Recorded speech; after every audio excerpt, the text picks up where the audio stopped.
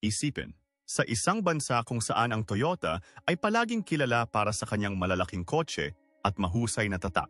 Ngayon ang isang maliit na hitsura ng kotse ay lumikha ng kaguluhan sa buong merkado. Pinag-uusapan natin ang tungkol sa Honda N-Box, na palagyang naging numero 1 nagbebenta ng kotse sa Japan.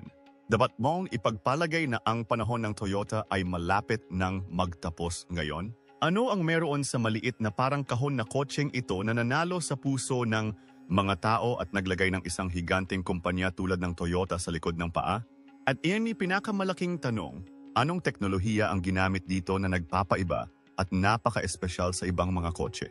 At bakit naiiba ang kotseng ito sa ibang mga kumpanya ng kotse? Ngayon ay panahon ng electric. Ngunit bakit gusto ng mga tao ang petrol car na ito ng Honda? Sa video na ito, sasabihin namin sa iyo kung ano ang buong laro sa likod ng Honda N-Box at kung paano ito nagiging sakit ng ulo para sa Toyota. Bago magpatuloy sa video, mag-subscribe sa channel upang ikaw ang unang makakita ng mga ganitong video. Kung tatanungin ka kung alin ang pinakamahusay na nagbebenta ng kotse sa Japan, marahil ay iisipin mo rin ang Toyota o ilang mamahaling electric car. Ngunit ang katotohanan ay ang kotse na nakaupo sa numero 1 upuan sa Japan sa nakalipas na ilang taon ay Honda N-Box. Ngayon ang tanong arises na kung ano ang kaya special sa maliit na hitsura kotse na ito na ginagawang kaya popular. Una sa lahat, pag-usapan natin ang mga numero ng benta. Kung titingnan natin ang mga numero ng mga nakaraang taon, lakhs ng mga unit ng N-Box ang ibinebenta sa Japan bawat taon. Kahit noong 2023, naibenta ito budget ng Memphis ay ng humigit kumulang 3 lakh units at nanatiling numero 1. Ito ay hindi isang beses na himala, ngunit ang kotse na ito ay patuloy na nagbebenta ng maraming taon. Ibig sabihin, gustong bilhin ito ng mga tao taon-taon. At ito ay posible lamang kapag ang mga tao ay nagtitiwala sa kotse. Ngayon pag-usapan natin ang tiwala ng mga customer. Ang mga tao ng Japan ay bumili ng mga bagay ng napakatalino. Hindi sila gumagastos ng pera sa mga mamahaling bagay ng hindi kinakailangan. Gusto nila ng kotse na matipid, nagosite ng magandang mileage, madaling mapanatili, at komportable ayon sa espasyo. Ang Honda N-Box ay umaangkop sa lahat ng pamantayang ito. Ang malakahon nitong disenyo as maaring magmukhang simple, ngunit ito ay nagbibigay ng napakaraming espasyo sa loob na ang pamilya ay maaring maupo ng komportable. Gayon din, ito ay perpekto para sa pagmamaneho sa mga lungsod dahil ang laki nito ay maliit at walang problema sa paradahan. Ang isa pang bagay na nakatulong sa Honda sa pagbuo ng tiwala ng mga customer ay ang pag-unawa nito sa segment ng K-Car. Sa Japan, ang mga maliliit na kotse ay nakakakuha ng tax at parking exemption. Kaya't itinuturing ng mga tao ang isang kotse tulad ng N-Box na mas practical kaysa sa isang malaking SUV. Na nangangahulugan iyon na ginawa ng Honda ang kotse na ito pagkatapos maunawaan ang mga pangangailangan ng mga customer. Ngayon pumunta tayo sa diskarte ng Honda. Habang ginagawa ang kotseng ito, hindi lang sa disenyo ang itinuon ng Honda, kundi pati na rin sa mga problemang kinakaharap ng mga tao sa totoong buhay. Tulad ng mas maraming espasyo para sa mga taong nakatira sa maliliit na bahay, kotse na madaling tumakbo sa maliliit na kalsada at sa trapiko, at teknolohiya na nagbibigay ng mas maraming benepisyo sa mas mababang halaga. Inilunsad ng Honda ang mga bagong version nito sa panapanahon, kung saan ginawa ang mga bagong feature, mas mahusay na kaligtasan, at bahagyang pag-update ng disenyo. Hindi ito nagsawa sa mga tao, at masaya silang makakakuha ng bago sa bawat bagong modelo. Ang isang malaking bagay tungkol sa Honda N-Box ay mayroon itong advanced na teknolohiya sa kaligtasan tulad ng Honda Sensing. Ibig sabihin, sa kabila ng pagiging mura at maliit na kotse, nabigyan ito ng mga bagay tulad ng brake assist, lane assist, automatic emergency braking, na kadalasang makikita sa mga mamahaling sasakyan. Ipinadama nito sa mga tao na kahit na sa mababang presyo, hindi kinokompromiso ng Honda ang kaligtasan. Bukod dito, mahusay din ang network ng serbisyo ng Honda.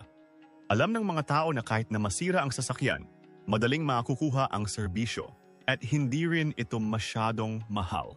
Ang kumpiyansa na ito ay humahatak sa mga customer patungo sa Honda N-Box ng paulit-ulit. Ngayon, ang isa pang bagay na ginagawang espesyal ang N-Box ay ang mileage nito. Napakataas ng presyo ng petrolyo sa Japan. Kaya laging naghahanap ang mga tao ng kotse na mas mahaba at mas kaunting petrolyo. Ang N-Box ay mahusay din sa kasong ito. Ang mileage at pagtitipid ng gasolina nito ay ginagawang mas mahusay kaysa sa iba pang mga kotse. Sa Vegas, ang pinakamalaking trick ng Honda ay ang tamang presyo nito. Ang presyo ng kotse na ito ay pinanatili upang ito ay maabot sa budget ng bawat middle class na pamilya. Sa Smanarto ay maring pumunta sa showroom at bilhin it ng walang pag-alinlangan. Ito ang dahilan na makikita mo ang bawat ikaapat, ikalimang kotse sa Japan. Anong teknolohiya ang ginamit dito? Ngayon ang tanong ay lumitaw na kung anong teknolohiya ang ginamit sa Honda N-Box na ginawa itong kakaiba at espesyal mula sa iba pang mga kotse. Napakasimpleng hitsura ng kotseng ito na may disenyong parang kahon at maliit ang sukat. Ngunit may mga ganitong feature at teknolohiya na nakatago sa loob nito na ginagawa itong unang pagpipilian ng mga tao ng Japan. Sabihin namin sa iyo isa-isa. Una sa lahat, pag-usapan natin ang makina nito. Ang N-Box ay kasama ng 660 cubic centimeter 3-cylinder engine ng Honda. Ngayon ay dapat mong iniisip, ano ang silbi ng gayong maliit na makina? Ngunit dito kahanga-hanga ang teknolohiya ng Honda. Ang maliit na makina na ito ay napakahusay. Na nangangahulugan ito na nagbibigay ito ng mahusay na agwat ng mga milya kahit na pagkatapos ng pagkonsumo ng mas kaunting gasolina. Hindi lamang ito, mayroon din itong turbocharged na version.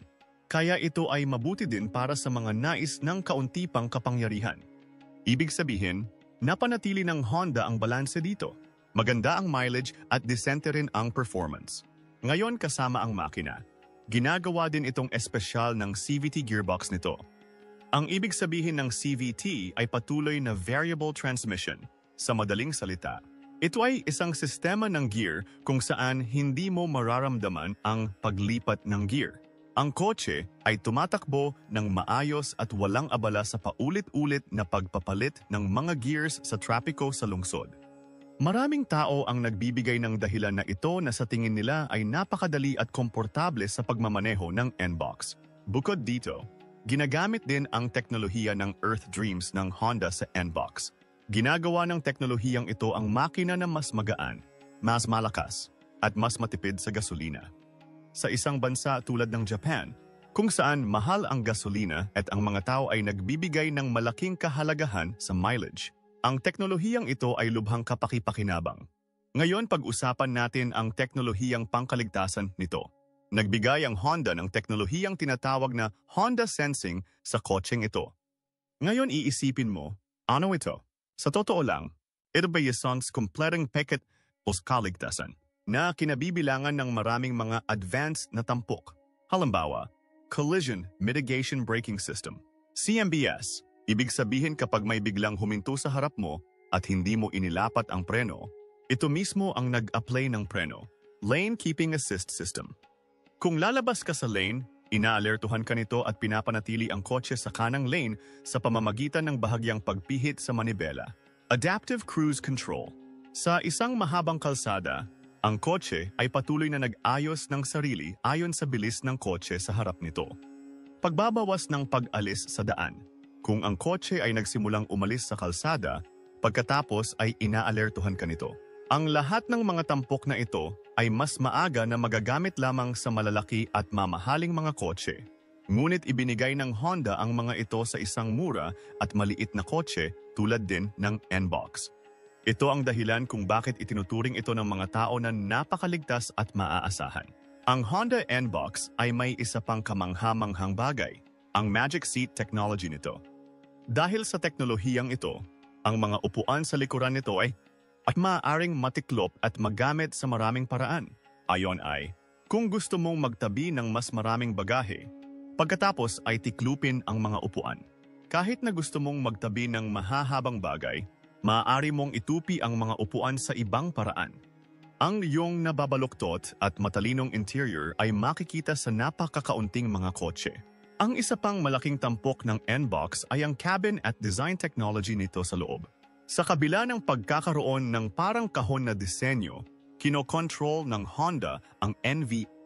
Ibig sabihin, ingay, vibration, harshness ng napakahusay dito. Ibig sabihin, pause pag-upo sa loob. Wala kang maririnig na ingay mula sa labas. At napakakinis ng pakiramdam ng sasakyan. Bukod dito, ang mga bagay tulad ng automatic climate control, touchscreen infotainment system, digital display, at back camera ay ibinigay din dito na ginagawang moderno at komportable. Ang isa pang bagay na nakatago sa teknolohiya nito ay ang magaan na istruktura ng katawan nito. Ang Honda ay gumawa ng isang magaan ngunit malakas na katawan sa loob nito upang ang kotse ay hindi masyadong mabigat at ang mileage ay tumaas. Gayon din, magamarudend ang marka nito sa mga pagsubok sa pag-crash dahil sa kung saan ang mga tao ay may buong tiwala sa kaligtasan nito. Bawat maliit at malaking bagay ay inalagaan dito. Maging iwang makina, gearbox, mga tampok sa kaligtasan, o ang matalinong disenyo ng mga interior. Ginawa ito ng Honda ayon sa tunay na pangangailangan ng mga tao at nagbigay ng teknolohiya tulad ng mga mamahaling sasakyan sa mababang presyo. Ito ang dahilan kung bakit hindi lamang nakakatipid ang mga tao sa pamamagitan ng pagbili nito, ngunit nakakakuha din ng maaasahan, ligtas, at matalinong kotse. Sa panahong ito ng kuryente, bakit bumibili ang mga tao ng Honda N-Box na pinapagana ng petrolyo? Sa ngayon, may buzz tungkol sa mga dekuryenteng sasakyan sa lahat ng dako. Ang bawat kumpanya ay naglulunsad ng sarili nitong mga dekuryenteng sasakyan at sinasabing ito ang hinaharap. Ngunit sa kabila nito, mas gusto pa rin ng mga tao sa Japan ang mga petrol cars tulad ng Honda N-Box. Bakit ganito? Sa kabila ng pagiging electric era, bakit nagtitiwala ang mga tao sa N-Box na pinapagana ng petrolyo? Hayaan mong ipaliwanag namin ito sa iyo sa simpleng salita. Ang unang dahilan ay ang pag-alala tungkol sa hanay ng baterya. Ang pinakamalaking problema sa mga dekuryenteng sasakyan ay kung gaano ito aabot kapag na-charge. Sa isang bansa tulad ng Japan, kung saan ang mga tao ay gumagawa ng maraming maikling biyahe araw-araw mula sa bahay patungo sa opisina, naghahatid ng mga bata sa paaralan, namimili, ang limitation ng baterya ay nakakatakot sa kanila. Kung maubusan ang baterya sa daan at walang mahanap na charging station, magiging mahirap. Samantalang ang N-Box ay madaling tumakbo ng daan-daang kilometro na may punong tangke ng gasolina at mga petrol pump ay available sa lahat ng dako. Ito ang dahilan kung bakit itinuturing pa rin ng mga tao na mas practical ang mga sasakyang petrolyo. Ang pangalawang malaking dahilan ay ang presyo. Napakamahal pa rin ng mga dekuryenteng sasakyan. Hindi madali para sa mga gustong bumili ng kotse sa limitadong budget na bumili ng electric car. Samantalang ang presyo ng Honda N-Box ay napakaabot-kayang. Kahit na ang isang middle-class na pamilya ay maaaring bumili nito ng hindi gaanong iniisip at kasama ang presyo, ang pagpapanatili nito ay napakamura din. Kung ang baterya sa mga dekuryenteng sasakyan ay nasira, kung gayon ang halaga nito ay napakataas, samantalang walang ganoong tensyon sa mga sasakyang petrolyo. Ngayon ay pag-usapan natin ang tungkol sa serbisyo at pagiging maaasahan.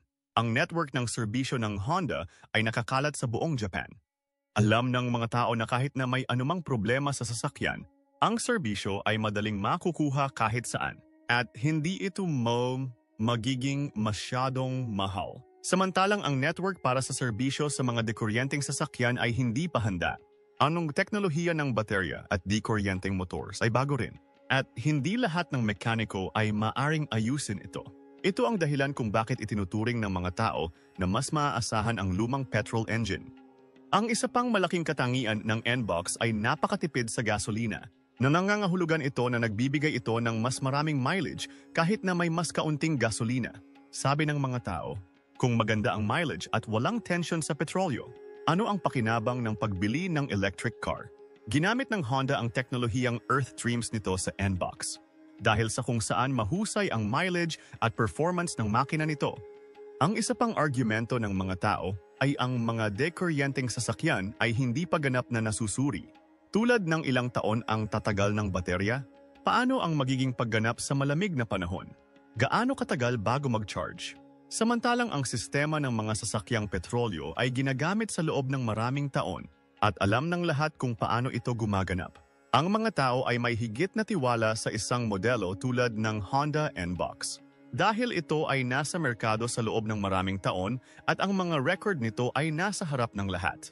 Kasabay ng presyo, ang Model Plus, pagiging maaasahan ng N-Box, gusto rin ng mga tao ang kaginhawahan at espasyo nito. Ano mga di-kuryenteng sasakyan ay kadalasang maliit o ang malalaki ay napakamahal. Ngunit si Box, ang Magaso ay nakakakuha ng murang sasakyan kung saan ang pamilya ay maaaring umupo ng komportable. Maaaring itago ang mga bagahe ngunit madaling magmaneho. Bukod dito, hindi pa rin ganap na handa ang mga taga-Japan para sa mga de-kuryenteng sasakyan. Mas kaunti pa rin ang mga istasyon ng pag-charge sa maraming lugar. Sinasabi ng mga tao na hanggat hindi ginagawa ang sistema ng pagsingil sa lahat ng dako, ayos lang ang gasolina. Ang isa pang bagay ay ang mga tao ay medyo natatakot sa pagbabago. Ang mga taong sanay sa pagmamaneho ng mga sasakyang panggasol mula pagkabata ay nag-aalangan na biglang lumipat sa electric. Pakiramdam nila, sa bagong teknolohiya, darating din ang mga bagong abala. Samantalang ang mga kotse tulad ng Honda N-Box ay isang kilalang option para sa kanila, kung saan maaari silang magtiwala ng walang taros. Pinipili ng mga tao ang N-Box dahil ito ay mura, may asahan, madaling magmaneho. Available ang serbisyo sa lahat ng dako. Nag-city ng magandang mileage at walang malaking tensyon tungkol dito. Sa kabilang banda, mahal pa rin ang mga dekuryenteng sasakyan, may problema sa pag-charge, at laging nananatili ang takot sa hanay ng baterya. Ito ang dahilan kung bakit hindi bumababa ang demand para sa Honda N-Box sa kabila ng pagdating ng electric era. Sa halip, sinasabi ng mga tao na hanggang sa ganap na maiset up ang lahat ng sistema ng mga dekuryenteng sasakyan. Ang mga sasakyang petrolyo tulad ng Honda N-Box ay mananatiling unang pagpipilian ng mga tao. At isinasaisip ito, sinimulan na rin ng Honda ang patuloy na pagpapabuti nito, na ang mga pagkukulang ng Toyota ay naging biyaya para sa N-Box. Ngayon, makikita ang Honda N-Box sa bawat sulok ng mga kalsada ng Japan. At hindi lamang ito, ito ay nanatiling pinakamahusay na nagbebenta ng kotse ng Japan sa loob ng maraming magkakasunod na taon. Ngayon lumalabas ang tanong na paano naging sikat ang Honda N-Box sa kabila ng pagiging isang malaking kumpanya tulad ng Toyota. Mayroon bang ilang mga pagkukulang ng Toyota na naging boon para sa N-Box? Ang unang pagkukulang na ginawa ng Toyota ay ang pagkakamali sa pagpepresyo. Ang Toyota ay palaging nakatutok sa malaki at premium na mga kotse. Medyo mataas ang presyo ng mga sasakyan nila. Karamihan sa mga tao sa Japan ay kabilang sa middle class ang ang kanilang pinakamalaking alalahanin ay ang makakakuha ng magandang sasakyan sa mababang presyo. Sa ganoong sitwasyon, nagbigay ang Honda N-Box ng kotse sa abot-kayang presyo na may mas maraming espasyo, magandang mileage, at mahuhusay na feature. Sapagkat kahit na ang mga maliliit na kotse ng Toyota ay hindi kasing tipid at maluwang gaya ng N-Box. Ito ang dahilan kung bakit mas nahilig ang mga tao sa Honda.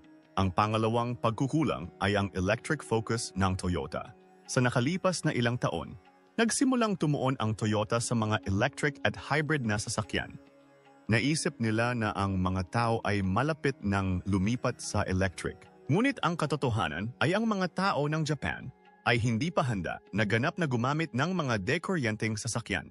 Mas nagtitiwala pa rin sila sa mga sasakyang petrolyo dahil kakaunti ang mga charging station at palaging may takot sa hanay ng baterya. Samantalang naunawaan ito ng Honda at ginawang napakahusay ng N-Box sa mismong makina ng petrolyo na hindi man lang nag-abala ang mga tao tungkol sa kuryente. Ang pangatlong pagkukulang ay ang mga maliliit na kotse ng Toyota ay walang kasing dami at flexibility gaya ng iniaalok ng Honda N-Box. Ano'y malakahong disenyo ng N-Box as parang pagmukhang simple, ngunit ito ay napakaluwang at komportable mula sa loob. Dahil sa teknolohiya ng Magic Seat nito, mas maraming bagahe ang maaaring itago sa pamamagitan ng pagtiklop ng mga upuan sa maraming paraan. Samantalang ang mga maliliit na kotse ng Toyota ay hindi nag-aalok ng ganito karaming flexibility at espasyo. Ang pang-apat na pagkukulang ay ang mga tampok ng maliliit na kotse ng Toyota ay hindi kasing moderno at advanced gaya ng N-Box. Nagbigay ang Honda ng mga feature na pangkaligtasan tulad ng Honda Sensing sa N-Box na mas maagang available sa mga mamahaling sasakyan. Habang ang mga maliliit na kotse ng Toyota ay tumatakbo pa rin sa mga pangunahing tampok, ang mga tao ay nagsimulang mag-isip na kapag ang Honda ay nagbibigay ng napakaraming tampok sa isang murang kotse, kung gayon bakit hindi bumili ng pareho? Ang isa pang pagkakamali ng Toyota ay hindi nito lubos na nauunawaan ang trapiko sa lungsod at ang tunay na pangangailangan ng mga Hapones. Gusto ng mga tao ng isang maliit, magaan, mura, at may mataas na gasolina na kotse kung saan ang pamilya ay maaari ding maupo ng komportable. Ngunit mas nakatuon ang Toyota sa malalaking hybrid na kotse at electric innovation. Naunawaan ng mabuti ng Honda ang puwang na ito at pinunan ito sa pamamagitan ng N-Box. Kaya't masasabing ang pagkakamali ng pagpepresyo ng Toyota mas nakatutok sa electric at hybrid, kakulangan ng espasyo at feature sa maliliit na sasakyan, at hindi pag-unawa sa tunay na pangangailangan ng mga customer. Ito ang may pagkukulang na sinamantala ng Honda N-Box. Epekto sa pandaigdigang merkado. Ang tagumpay ng Honda N-Box sa Japan ay hindi lamang lumikha ng kaguluhan sa merkado doon. Ngunit ang epekto nito ay dahan-dahang nakikita sa pandaigdigang merkado pati na rin. Pagkatapos ng lahat, kapag ang isang maliit na mukhang kotse ay nagbebenta ng numero 1 sa loob ng maraming taon, kung gayon ang ibang mga kumpanya at bansa ay nagsisimula ring mapansin kung ano ang espesyal tungkol dito. Pinatunayan ng Honda N-Box na mas binibigyang pansin ng mga tao ngayon ang matalino, mura, at practical na di mga sasakyan kaysa sa may lalaking sasakyan. Una sa lahat, pag-usapan natin ang epekto sa pandaigdigang kalakaran. Ang mga tao sa buong mundo ay nagsimula na ngayong magustuhan ang mas maraming gasolina, mahusay at compact na mga kotse. Lalo na sa malalaking lungsod kung saan maraming trapiko at paradahan ay isang malaking problema. Sa ganoong sitwasyon, ang isang hugis kahon at maliit na kotse tulad ng N-Box na maraming espasyo at madaling i-drive, ay nagsimulang magtakda ng bagong trend. Sa maraming lungsod ng Europa, nagsimula na ngayon ang mga kumpanya sa paggawa ng mga kotseng tulad ng ganitong konsepto dahil may mga tao rin na humihingi ng maliliit, mura, at matipid na sasakyan. Nagturo ng malaking aral ang N-Box sa mga pandaigdigang kumpanya ng sasakyan na hindi lahat ay gusto ng SUV or dekoryenteng sasakyan.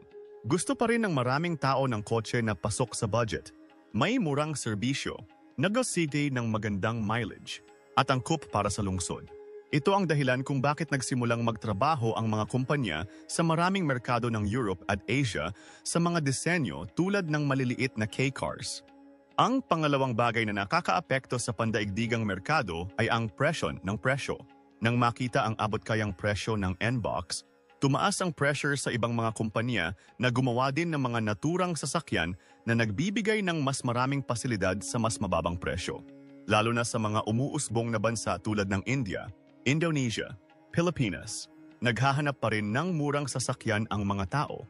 Sa ganoong sitwasyon, ang konsepto ng mga kotse tulad ng N-Box ay unti-unting nagiging popular din sa mga bansang ito. Anong ikatlong bagay na nangangailangan ng pansin ay ang epekto sa electric market. Tiyak na tumataas ang takbo ng mga dekoryenteng sasakyan sa buong mundo, ngunit ipinakita ng N-Box na mananatili pa rin ang pangangailangan para sa mga petrol smart vehicle. Hindi lubos na mapagkakatiwalaan ng mga tao ang mga dekoryenteng sasakyan, lalo na dahil sa hanay ng baterya at mga problema sa pag-charge. Napakaraming kumpanya ngayon ang gumagawa ng mga maliliit na sasakyang panggasolina kasama ang mga dekoryenteng sasakyan. Ang isa pang epekto ng tagumpay ng Honda N-Box ay ang pagtutok sa disenyo at pagbabago. Ang mga naunang tao ay nag-iisip na maraming mga tampok ang hindi maibibigay sa maliliit na sasakyan. Ngunit napatunayan ng N-Box na ang mahusay na teknolohiya ay maaaring gamitin para sa kaligtasan, espasyo, at ginhawa, kahit na sa maliliit na sasakyan. Ngayon, ang ibang mga kumpanya ay nagsimula na ring magbigay ng malalaking tampok sa maliliit na sasakyan. Lumakas din ang imahe ng Honda sa pandaigdigang merkado dahil sa N-Box. Itinuturing na ngayon ng mga tao ang Honda na hindi lamang isang sports car or bike company, Ngunit isang kumpanya na gumagawa ng mga sasakyan na isinasaisip ang mga pangangailangan ng karaniwang tao.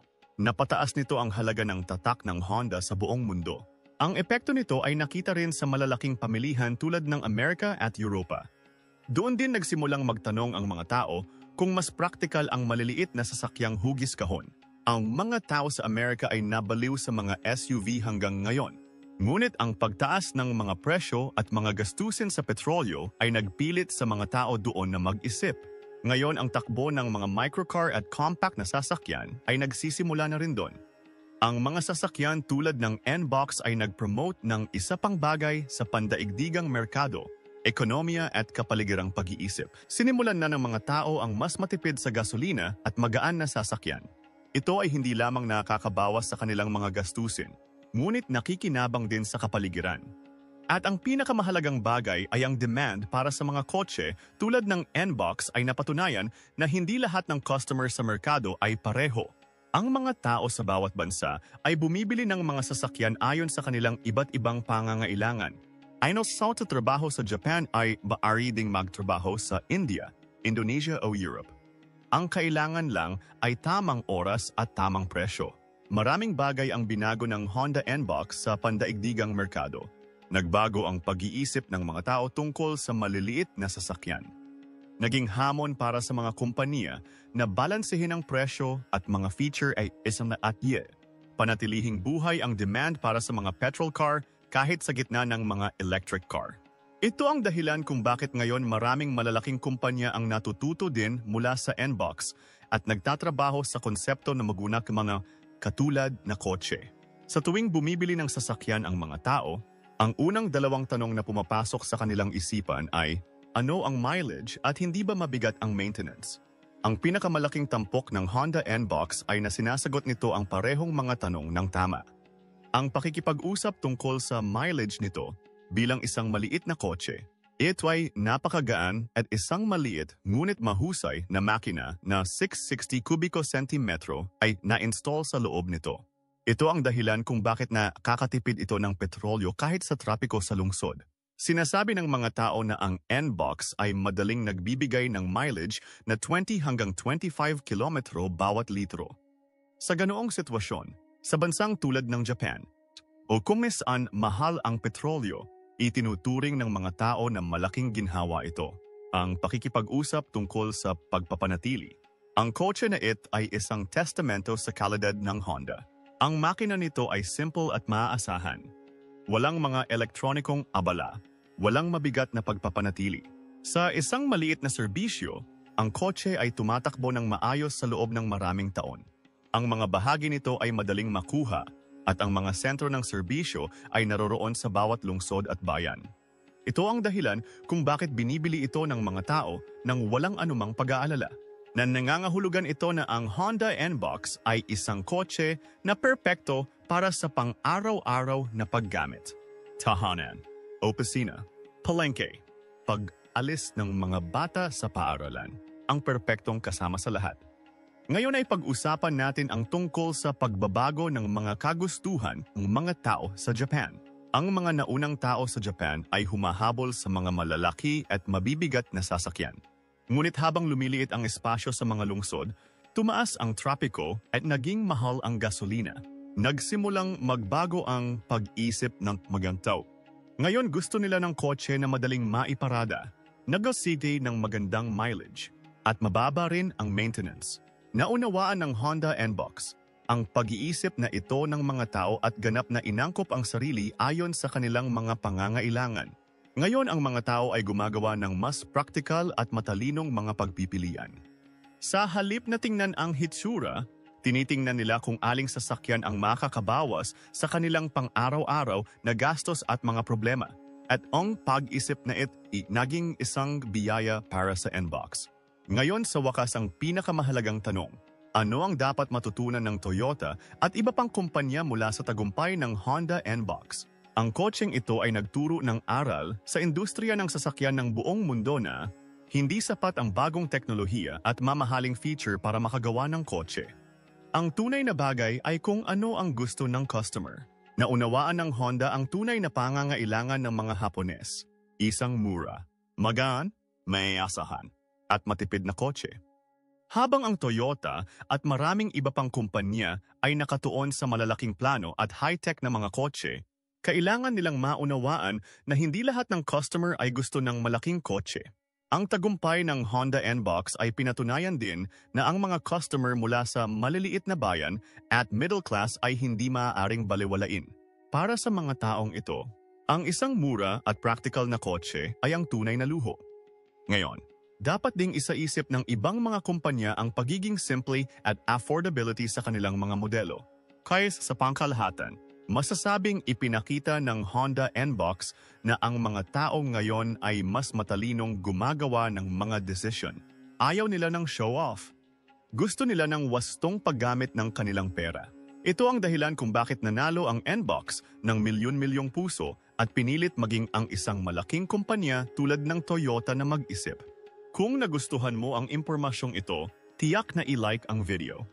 At huwag kalimutang mag-subscribe sa channel upang ikaw ang unang makakita ng mga kawili-wili at kapakipakinabang na bagay.